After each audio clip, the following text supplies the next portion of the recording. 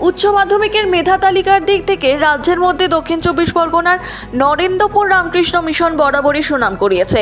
এবছরও তার ব্যতিক্রম হয়নি। মেধা তালিকায় থাকা 64 জন কৃতীর মধ্যে এই জেলায় রয়েছেন 19 জন। এর মধ্যে নরেন্দ্রপুর রামকৃষ্ণ মিশনের 18 জন প্রথম 10-এ জায়গা করে নিয়েছে। 496 নম্বর পেয়ে প্রথম আদ্রিত পাল, 495 নম্বরে দ্বিতীয় হয়েছেন ঋতব্রত নাথ ও ঐতিহ্য পাছাল, 494 পেয়ে তৃতীয় সৌম্য রায়, চতুর্থ হয়েছেন অর্কদ্যুতি ধর, প্রাপ্ত নম্বর 493। প্রিয়াংশু মুখোপাধ্যায় এবং অলেখ্য মাইতি 492 পেয়ে পঞ্চম হয়েছেন, 491 নম্বর পেয়ে ষষ্ঠ স্থানে 4 জন।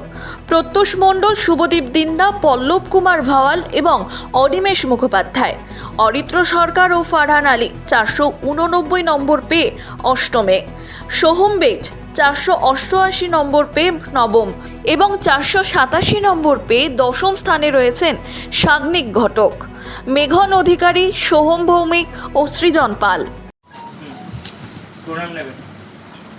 একদম ভালো থাকবে, ভালো রেজাল্ট করেছো, রাজ্যের মধ্যে সর্বোচ্চ নম্বর পেয়েছো, তুমি আরো বড় হও, ভালো থাকবে। হ্যাঁ স্যার, থ্যাংক ইউ স্যার। পুরো পশ্চিমবঙ্গের মানুষ তোমার জন্য গর্বিত। আমি কয়েকদিনের মধ্যে ডাকবো।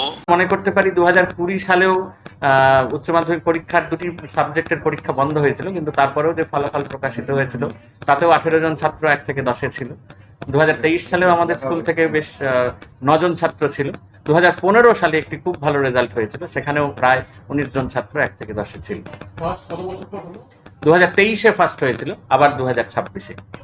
এছাড়াও দক্ষিণ চব্বিশ পরগনার জয়নগর জেএম ট্রেনিং স্কুলে ছাত্র অরিত্র প্রামাণিক 487 নম্বর পেয়ে দশম স্থানে রয়েছে।